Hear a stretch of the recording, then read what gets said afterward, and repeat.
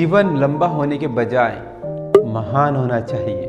ये शब्द 19वीं सदी के उस महान नायक के आखिरी शब्द थे जिसने अपना जीवन त्यागने से पहले अपनी पत्नी से कहे थे। जी हाँ, हम बात कर रहे डॉक्टर भीमराव अंबेडकर साहब की। उन्हें इस बात की सजा मिली कि उनका जन्म एक दलित समाज में हो गया था। आप सोच सकते हो, एक छोटे से बच्चे से उत्तम समाज के लोग इसलिए नफरत करते थे कि वो एक दलित जाति से आते थे। उनसे कोई बात करना पसंद नहीं करता था। उनकी परछाई से अपवित्र, उनकी आवाज़ से अपवित्र, यहाँ तक कि उनके छूने से अपवित्र।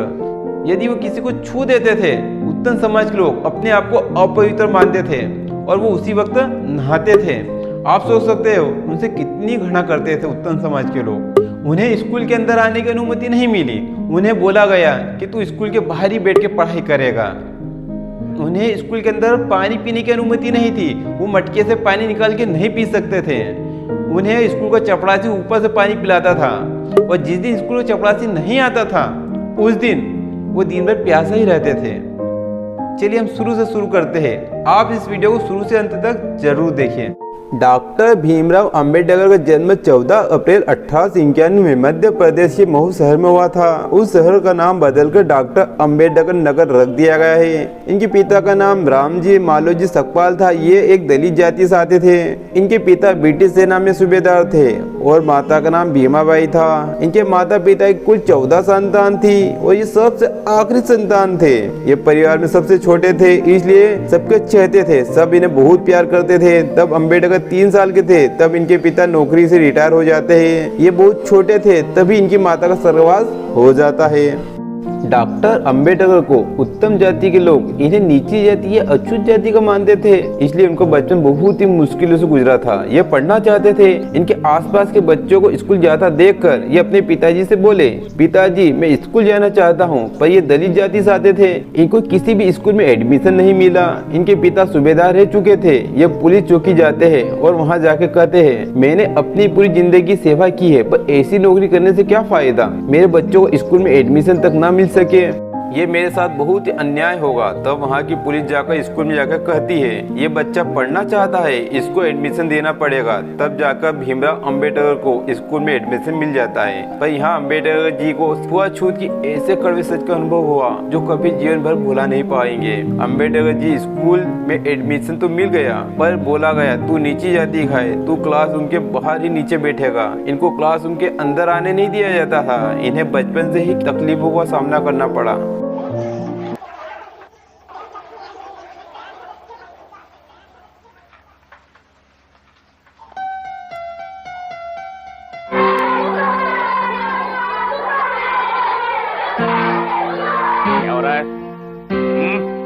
शोर क्यों मचा रहे हो?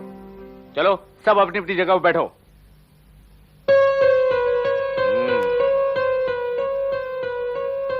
राम राम राम राम।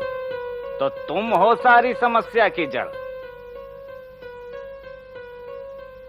चलो उठो, पीछे जाकर बैठो। ले जन्मों का श्राप है तुम पर। तुम अछूत हो अछूत, तुम अछूत हो अछूत। एक बार गणित के शिक्षक ने ब्लैक बोर्ड पर एक सवाल लिखा और कहा यह सवाल कौन हल करेगा। तब सब बच्चे चुप रहे, किसी को वे सवाल हल करते नहीं आया। तब भीमराव बोले सर ये सवाल मैं हल कर सकता हूँ। तब ये ब्लैक बोर्ड के पास जाते हैं। तब सही बच्चे चिल्लाकर बोलते हैं सर ये नीची जाति का है, सर ये नीची जाति का है और हमारे टिफिन रखे है ब्लैक बोर्ड के पास, इसकी परछाई से हमारा खाना अछूत हो जाएगा, खाने योग्य नहीं रहेगा। ऐसा बोलकर सब बच्चे दौड़ते हुए अपना टिफिन उठाने लगते हैं। उस वक्त इनकी जाति से उत्तम जाति के लोग इतनी घृणा करते थे। इनके छूने से अपवित्र, इनके परछाई से अपवित्र, यहाँ तक कि इनकी आवाज से अपवित्र मानते थे। ये एक बार नाई के पास जाते हैं और बाल कटाने के लिए, तो नाई को पता रहता है ये बच्चा नीची जाति से है। नाई गुस्से से बोलता है भाग जा यहाँ से, सुबह सुबह तेरी सूरत देखने से मेरा दिन खराब हो जाएगा। इनके बाल नहीं काटता और वहाँ से भगा देता है। नहीं चाहिए तुम्हारे गंदे पैसे, जाओ दूर हो जाओ, जाओ। इस लड़के को लगता है क्योंकि इसका बाप सूबेदार मेजर है, तुम इसके बाल काटोगे। अरे सूबेदार हो या मेजर, महार तो महार ही है। अगर तुम भैंस के बाल काट सकते हो तुम भैंस, गधे और कुत्तों से भी बदतर हो। ये एक बार रिक्शा सवारी के लिए अपने पिताजी से 1 पैसा ले लेते हैं और बैठ जाते हैं रिक्शा में। रास्ते में रिक्शा वाले को पता चलता है ये नीची जाति से है, रास्ते में उसे उतार देता है और बहुत चिल्लाता है और पैसे भी ले लेता है और कहता है मेरा रिक्शा तेरे बैठने से अछूत हो गया है, तू ही इसे चलाकर नदी तक ले जा, मैं वहाँ इसे पानी से सफाई करूँगा, तब जाके मेरा रिक्शा पवित्र होगा। अम्बेडकर स्कूल जाते वक्त रास्ते में एक कुएं से पानी खींचकर पी लेते थे। एक बार उत्तम जाति के लोगों ने इन्हें देख लिया, फिर क्या था, अम्बेडकर को वहीं पकड़ कर उसी कुएं में बहुत मारते हैं और एक शर्त पे छोड़ते हैं, आइंदा इस कुएं के आसपास भी मत भटकना है। और पता है आपको, इन्हें संस्कृत नहीं पढ़ाई जा रही थी। शिक्षक बोलते थे तू नीची जाति से, तू संस्कृत सीखकर क्या करेगा, संस्कृत तो उत्तम जाति के बच्चों के लिए है। अब संस्कृत पढ़ा रहे थे तो मैं सुन सुन कर पढ़ रहा था। दिखाओ क्या लिखा है।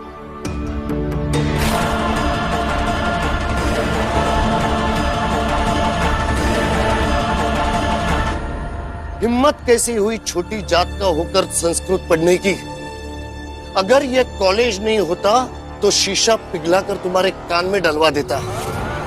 संसार की सबसे शुद्ध भाषा को संसार का सबसे अशुद्ध आदमी बोलेगा, ये पाप है, घोर पाप। इनको स्कूल में मटके से पानी निकालने तक का अधिकार नहीं था। स्कूल का चपरासी ऊपर से पानी पिलाता था। जिस दिन चपरासी छुट्टी पर रहता था उस दिन इन्हें दिन भर प्यासा ही रहना पड़ता था। मुझे भी थोड़ा पानी पिला दो, बहुत तेज की मिर्च लगी है। रुक, थोड़ा सा पानी पी लो। हाँ पी लो। रुको, कौन जात? हाथ हिलाओ।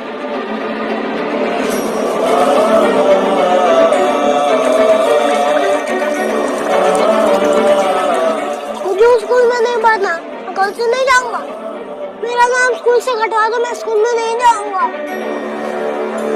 आप सोच सकते हो एक छोटे से बच्चे से लोग सिर्फ इसलिए नफरत करते थे कि वो एक नीची जाति में पैदा हुआ था। किस्से तो बहुत है इनके ऊपर, मैं सब किस्से बताऊंगा तो ये वीडियो 2 घंटे से ऊपर का हो जाएगा, इसलिए मैं कुछ मेन पॉइंट ही बता पाऊंगा। इनकी माँ का लंबी बीमारी के चलते निधन होने के बाद इन सब 14 भाई बहन की परवरिश इनकी चाची ने कठिन परिस्थितियों में की, कभी माँ का एहसास होने नहीं दिया। इनके पिताजी महू शहर छोड़ देते हैं और हमेशा के लिए मुंबई शहर चले जाते हैं और एक ऐसे किराए के मकान में रहते हैं जहां पहले से ही किराए से एक परिवार रहता था। वो इतना छोटा कमरा था, जितने पुरुष रात के वक्त सोते थे वो बैठे बैठे नींद पूरी करते थे। आप इसे समझ सकते हो अम्बेडकर ने अपने जीवन में कितना संघर्ष किया। छुआछूत घृणा के चलते उस वक्त डॉक्टर भी इनका इलाज नहीं करते थे, यहाँ तक कि वो अपने हॉस्पिटल के बाहर एक बोर्ड लगा देते थे और उस पर लिख देते थे यह नीची जाति के लोगों को आना प्रतिबंधित है। और कुछ डॉक्टर इलाज भी करते तो बिना हाथ लगाए इलाज, दूर से ही दवाई गोली लिख देते। सही इलाज नहीं मिल पाने के अभाव में इनके 8 भाई बहन की मृत्यु हो जाती है। इस छुआछूत से अम्बेडकर के स्वाभिमान को गहरी ठेस पहुंची। अपने भाई बहन को आंखों के सामने सही इलाज न मिल पाने के कारण मरता हुआ देखकर वो अंदर ही अंदर टूट गए। वो चाहकर भी कुछ नहीं कर सकते थे और बहुत रोते हैं। अब अम्बेडकर सहित 3 भाई और 3 बहनें ही बच पाई। यहाँ तक तो इन्होंने सब कुछ सहन कर लिया, पर दुख तो तब हुआ इनकी बड़ी बहन 22 वर्ष की जो अम्बेडकर ख्याल रखती थी उसको बुखार आ जाता है। वो बुखार का इलाज न मिल पाने की वजह से इनकी बड़ी बहन की मृत्यु हो जाती है। तब अम्बेडकर 6 साल के थे। इनकी बहन की मृत्यु होने के कारण अम्बेडकर ने खाना पीना सब छोड़ देते हैं। तब इनके पिताजी ने समझाते हैं। अब अम्बेडकर ने सोच लिया मैं दिन रात पढ़ाई करूंगा और अपने परिवार के लिए खूब पैसा कमाऊंगा और इस छुआछूत के खिलाफ लड़ाई लड़ूंगा। ये बात अपने पिताजी को बताते हैं। वो भी अम्बेडकर को पढ़ाना चाहते थे। वो चाहते थे अम्बेडकर अमीर इंसान बने ताकि घर की आर्थिक स्थिति कुछ ठीक हो। इनके पिताजी साहूकार से कर्जा लेकर इनका एडमिशन मुंबई की मराठा स्कूल में करा दिया। इनका पढ़ाई के लिए जुनून हद से ज्यादा था। ये दिन रात पढ़ाई करते थे। इन्होंने सोना भी कम कर दिया। ये रात को सिर्फ 2 घंटे ही सोया करते थे। इनके पिता ने कर्जा लेकर मुंबई की बड़ी स्कूल में एडमिशन करा दिया। सोचा यहाँ छुआछूत नहीं होगी, पर छुआछूत ने यहाँ पे भी इनका पीछा नहीं छोड़ा। यहाँ पर भी स्कूल में अकेले ही बैठे रहते थे। इनसे कोई दोस्ती करना नहीं पसंद करता था। ये जब कक्षा 8वीं क्लास में पढ़ते थे तब इन्होंने कक्षा 10वीं की पुस्तकें खरीदी और वहाँ पढ़ाई करने में जुड़ गए। ये छुट्टी के वक्त कक्षा 10वीं की गणित छोया करते थे। तब एक शिक्षक देख लेता है कि इनके जैसा जीनियस बच्चा आसपास के इलाके में नहीं था। अब इनके चर्चे आसपास के शहरों में होने लगे। ये कक्षा 10वीं और 12वीं की परीक्षा में राज्य स्तर प्रथम स्थान प्राप्त करते हैं और 16 वर्ष की उम्र में इनका विवाह 9 वर्ष की रमाबाई के साथ कर दिया जाता है। कॉलेज की पढ़ाई करने के लिए मुंबई के एल्फिंस्टन कॉलेज में एडमिशन लिया गया। पढ़ाई के दौरान इनकी मुलाकात एक टीचर केलुस्कर से हुई और पहली मुलाकात में अम्बेडकर ने बता दिया कि मैं एक अछूत लड़का हूँ, मैं नीची जाति से आता हूँ, कृपया आप मुझसे दूरी रहे। यहाँ पे सभी शिक्षक और विद्यार्थी मेरे से दूरी रहते हैं, कोई मुझसे बात नहीं करता है। इनके ये बेबाक अंदाज ने टीचर केलुस्कर को बड़ा इम्प्रेस कर दिया। वो टीचर अम्बेडकर को अपने साथ ले जाती है और सयाजी गायकवाड़ महाराज के पास ले जाती है। ये उस वक्त वहाँ के राजा थे। सयाजी गायकवाड़ महाराज अम्बेडकर से 12 सवाल पूछते हैं। अम्बेडकर पलक झपकते ही उन प्रश्नों के सही उत्तर दे देते हैं। फिर एक इंग्लिश पुस्तक देते हैं पढ़ने के लिए। अम्बेडकर कहते हैं, ये पुस्तक तो कल ही पढ़ चुका हूँ, मुझे ये पुस्तक दोबारा पढ़ने की जरूरत नहीं है, आप कुछ भी पूछ सकते हो। अम्बेडकर 31 पेज बिना देखे और बिना रुके पढ़ देते हैं। सयाजी गायकवाड़ महाराज समझ जाते हैं कि ये बच्चा जीनियस है। सन 1913 में अम्बेडकर को कोलंबिया यूनिवर्सिटी अमेरिका भेजने का निर्णय लिया जाता है। वहां जाकर इन्होंने MA political science, MA economics, MA history, MA sociology, PhD की डिग्री लेकर वापस भारत आते हैं।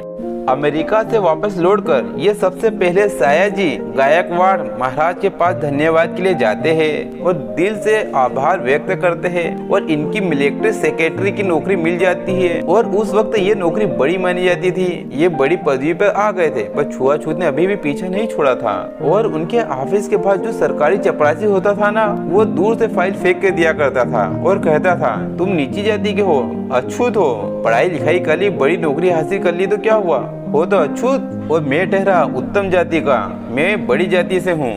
और ऑफिस के सभी कर्मचारी समूह बनाकर अम्बेडकर के पास आते हैं और बोलते हैं, आप नीची जाति के हो, आप अपना पानी घर से लेकर आया करो, और हम ठहरे उत्तम जाति के, तुम्हारे छूने से पानी पीने योग्य नहीं रहेगा, अछूत हो जाएगा, हम पानी क्या पियेंगे। अम्बेडकर ये बात जैसे सुनते हैं उन्हें बहुत गुस्सा आता है और बहुत दुख भी होता है। उसी वक्त उस नौकरी को छोड़ देते हैं। ये क्या फाइल देने का तरीका है? जरा अदब से नहीं दे सकता? लेकिन फाइल लो।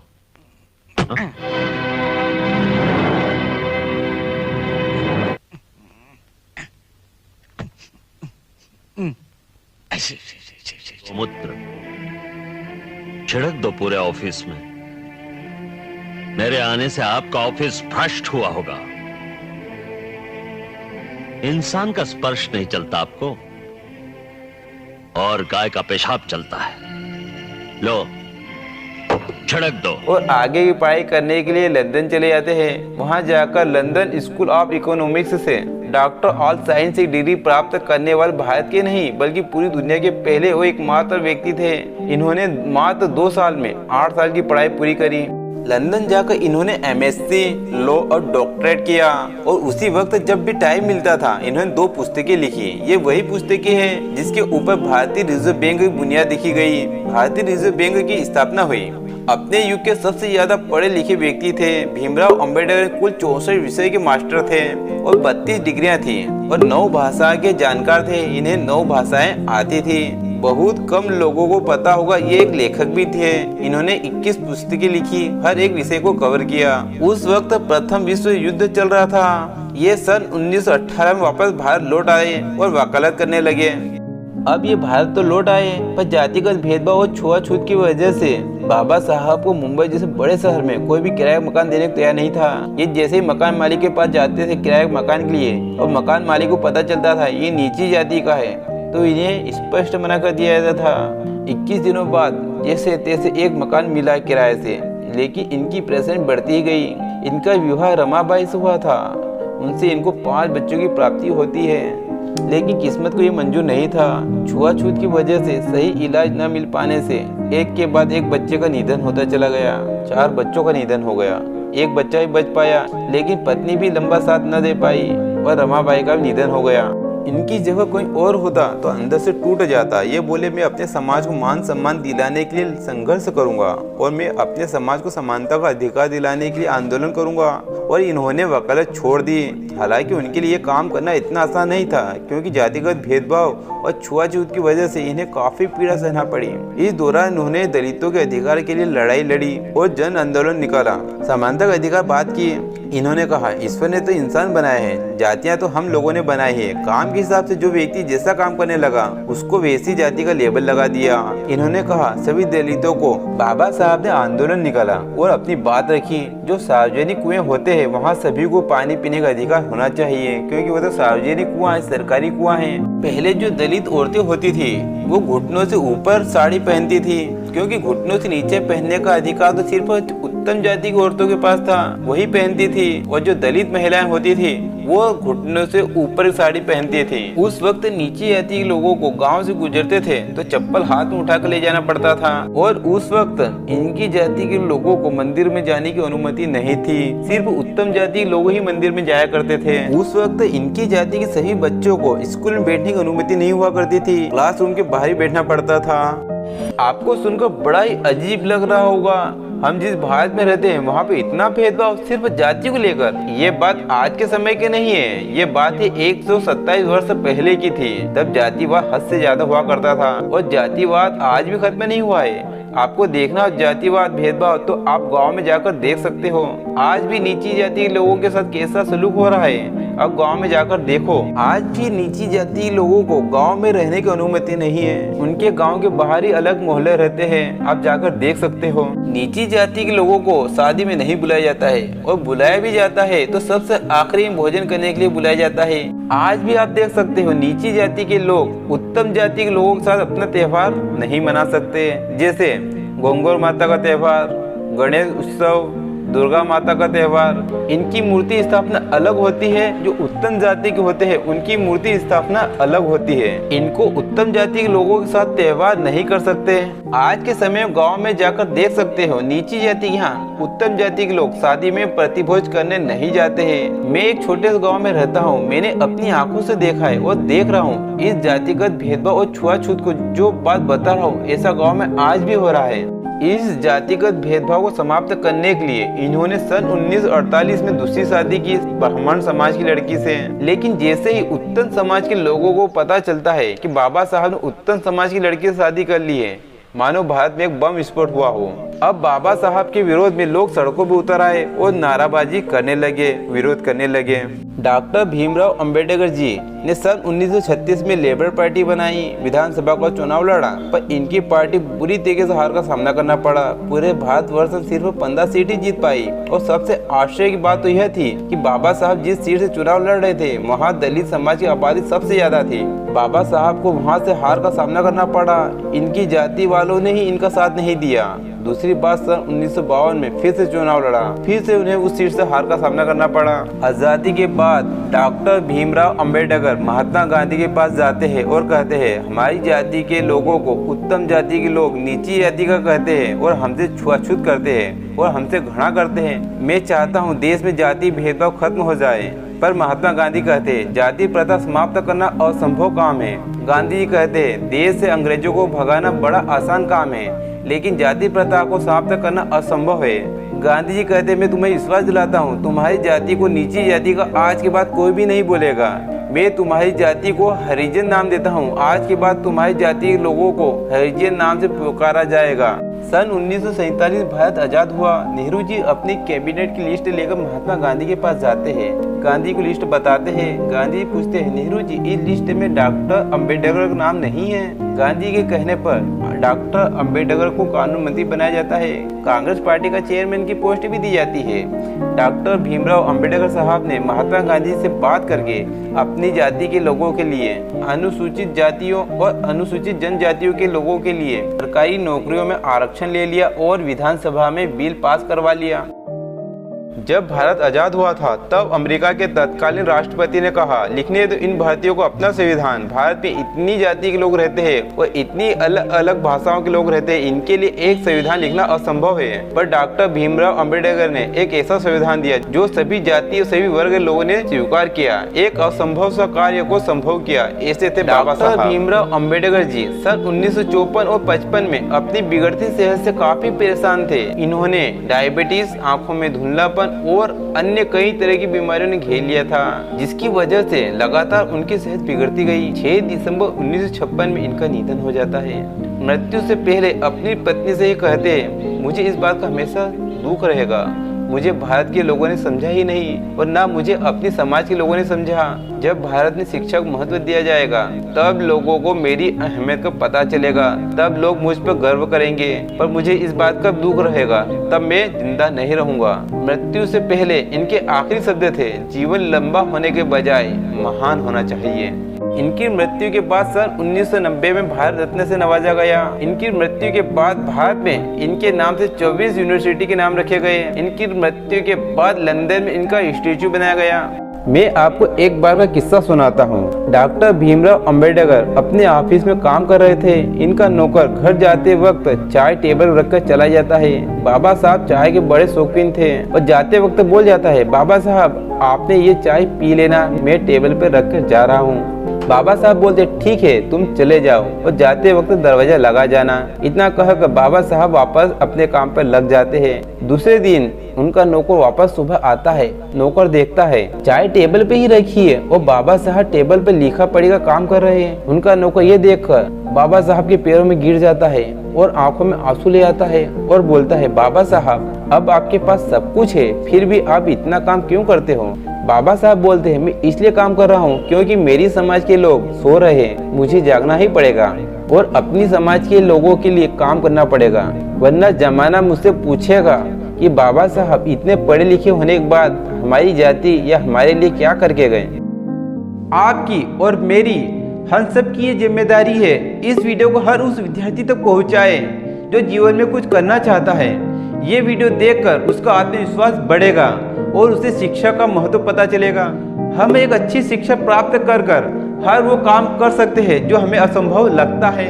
आप इस वीडियो को ज़्यादा से ज़्यादा स्टूडेंट तक शेयर कीजिए और अपने परिवार में जितने छोटे बड़े भाई बहन हैं उन्हें भी बताइए कि बाबा साहब ने कितना संघर्ष किया। और आपको ये वीडियो अच्छा लगा हो तो आप ये वीडियो को जरूर लाइक कीजिएगा।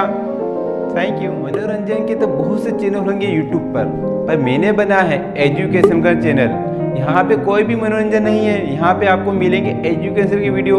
तो आप हमारे चैनल को सब्सक्राइब कर लीजिए ताकि मैं अगला वीडियो अपलोड करूँगा वो आपसे मिस ना हो जाए। और भी मैंने इस तरह की वीडियो बनाए हैं, आप हमारे चैनल की प्ले लिस्ट में जाकर देख सकते हो। महाराणा प्रताप, पृथ्वीराज चौहान, सरदार पटेल, महात्मा गांधी, सुभाष चंद्र बोस और भी बहुत सारी वीडियो हुए। आप हमारे चैनल की प्ले लिस्ट में जाकर उन वीडियो को देख सकते हो।